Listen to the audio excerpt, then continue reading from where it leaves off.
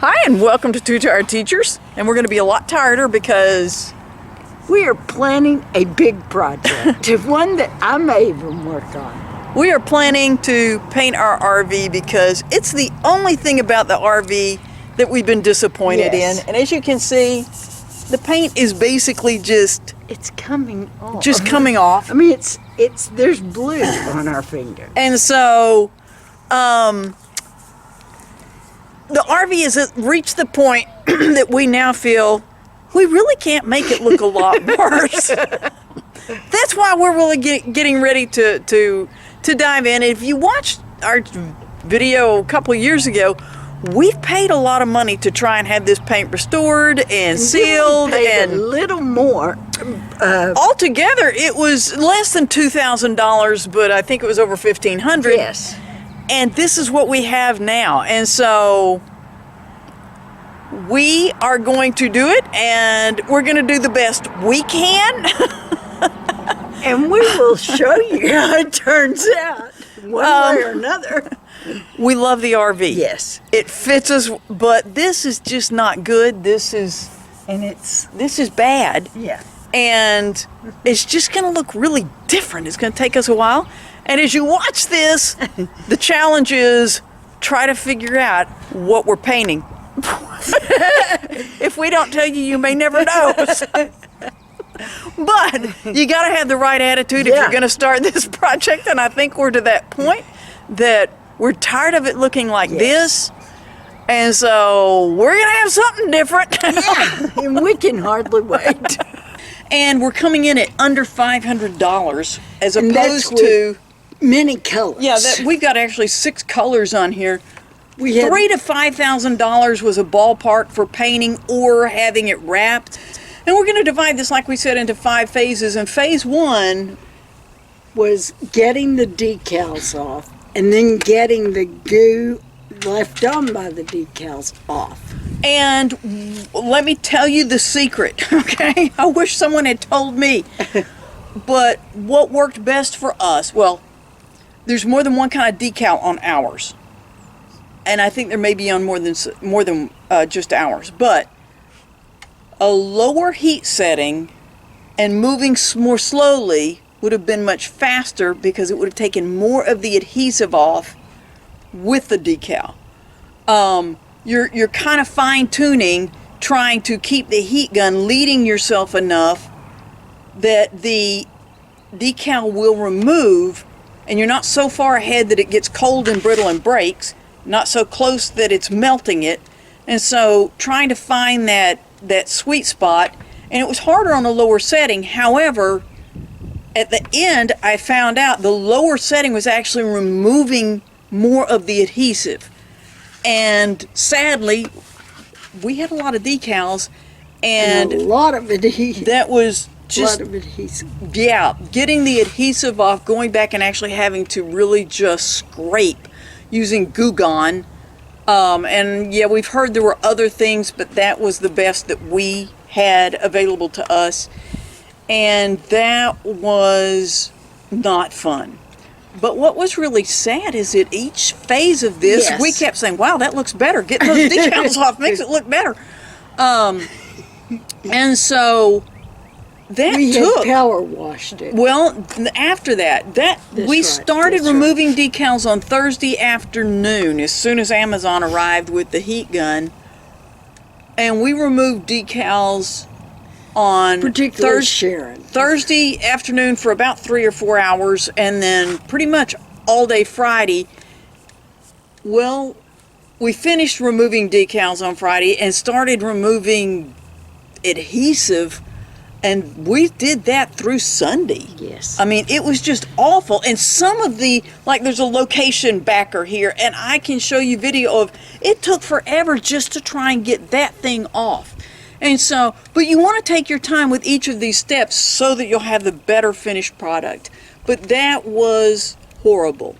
Then while we were doing that phase, what occurred to me was when we have a fresh paint job on here, if we don't go around and paint like the outline of the window on the door, when we have fresh paint on there, that ash color instead of black is going to look really bad. The handle going in, the back of the refrigerator, the hood over the stove, the shower, those kinds of things were going to look really dingy. So before you sand and prime is when you want to go in and get those painted. I did tape and try and get as little paint on the blue that was there, but that's the time to go and do those things before you sand, before you before we did the power wash. The end of phase 1 was a power wash, and we just spent a lot of time getting it as clean as we could and getting as much of that Goo Gone off because you don't want oil back there. Phase 2 partially went faster than we thought it would, and that was sanding. I was shocked. We had Just actually wanting gotten to scuff it a bit. Yeah, you're not actually sanding. You're just trying to scuff the exterior, which ours was already scuffed. But knocking off anything that would just come off, but scuffing it so that the primer has something to adhere to. And at the end, we're going to show you all the products we used, but just scuffing it so that it would be ready. And the actual sanding part only took about 3.5 hours. However, removing all the dust from the sanding, we know there are products available to help with that. But what we felt safest doing, Yes. we used microfiber cloths and went over it multiple times, getting tons of just blue dust off. And I have a picture of my hand where I do look like a Smurf. But then the next morning, after we had wiped it, these were actually for Swiffer sweepers. They're the dry Swiffer sweeper things.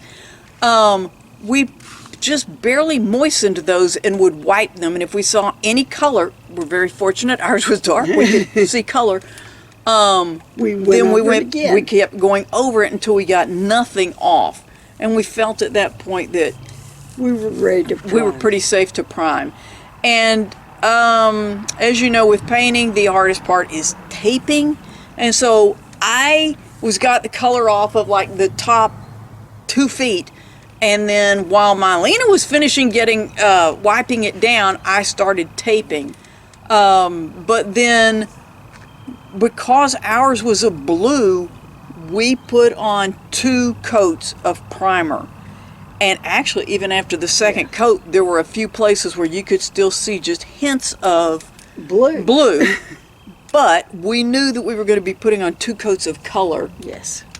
When we got to that, but phase 3 was priming, doing the taping and getting it primed, and once again, just seeing the primer, you go, wow, sanding it really made it look good.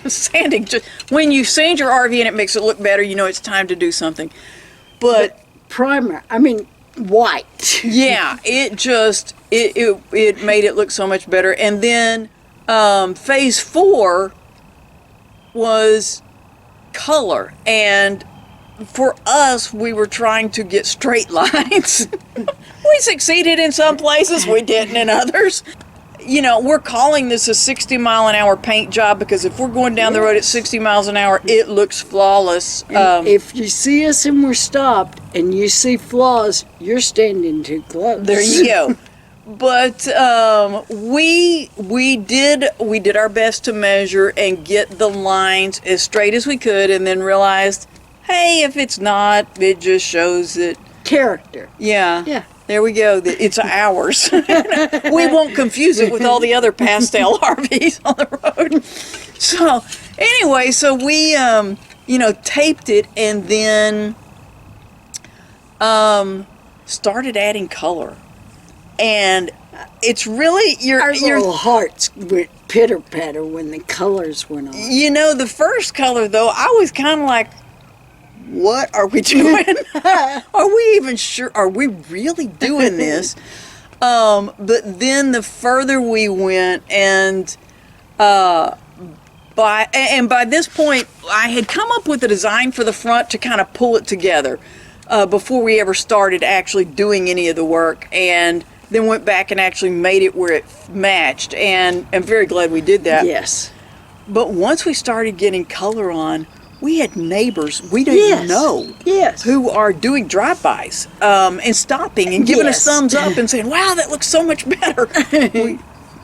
It's time to paint. But we And then we had other neighbors that we do know said, "What are you doing?" what are y'all doing? But anyway, this is an oil-based paint. The darker colors are not, because they don't make quarts even. You have to buy a gallon, and we needed a pint of the dark colors. And so, but we do have a finish we're going to put over those. But the oil-based paints, we did 2 coats. Even though one it really wouldn't have, because when this is wet, it's hard to see the little white speckles that come through. And so, knowing that taping everything is the hardest step, we decided to go on and put on 2 coats while we're doing it. And a couple of things for us this is just amazing. To touch this is so much cooler than that dark blue. Yes. We are thrilled. We think that, especially in the summer, it's going to make a huge difference in how hot this gets. And so we're thrilled about that. But phase 4 was putting the color on, and we had to wait 24 hours between coats on the oil-based paint, because that's what it says. And man, pulling the tape off, and it turned out so much better than we thought it would. I mean, we weren't at all sure. We are not professional painters. You may not know that. But the only step we have left, and by the time you see this video, you're actually going to be seeing the stripes in here. But because this is oil-based, it's going to take a week for the paint to actually cure. It's dry. I mean, we can touch it, but it's not actually cured, and we don't want to... If we had to put it down and then move it a little bit, well, we could just pull paint off, and we don't want to do that. We decided to do it on March 26th, started on the 28th, finished on April 6th. Well, with what we could. Now we're in just kind of the waiting process. But yeah, it was a lot of work, but there's a lot of pride in this is work. ours, and we did it, and we saved ourselves thousands of dollars, and it's unique, it's custom, and it's fun. We hope that if you are looking at doing this, that maybe this will give you some encouragement. Now, I said I was going to tell you about the products. We went with McCoy's Building Supply, because the paint department there, actually, they seem to know a lot about paint. And so we'll just leave it at that. But the primer we used is Kills all-purpose primer, and the box is an 18-foot box. Yes. And a gallon... 7 feet wide. Yeah, 7 feet wide, and we did not paint the back. The back still looks fine. So this is the 2 sides in the front. A gallon, put two coats on, and then we used an oil. We wanted the oil based, and so we went with the PPG, and I will show you the can. I don't remember the exact type of paint that is, other than it's an oil based paint. And then like I said, we couldn't get an oil-based for the darker colors. That's a Glidden. I'll show you here exactly what the Glidden is. And then once we get the stripes on, we are going to go over the acrylic paint with this top seal.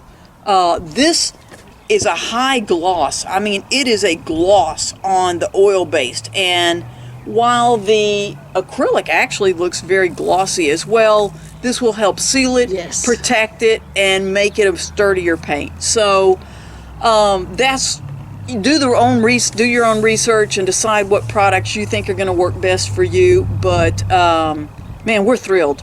We are thrilled we did this. Hey, you know what? If we had done this 20 years ago or 30 years ago, it wouldn't have taken us quite as long. But we wouldn't have looked into as many places. Well, yeah, we probably did a better job than we would. I don't know about that. But The point is, if we can do this, you can. We rolled this on. We did not spray it. We rolled it.